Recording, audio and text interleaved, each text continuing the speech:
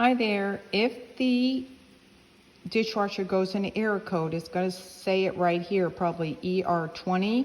What you want to do is take your hand, press the start button, hold it down for 5 seconds. 1001, 1002, 1003. See how it goes blank? Then what you're doing, you're just waiting because you're kind of resetting it. Then what you're going to do is hit start again.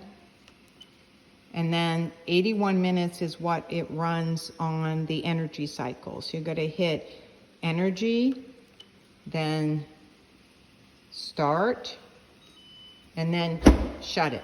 And you can hear it running, and it's blue, it's green when it's done. All right, thank you.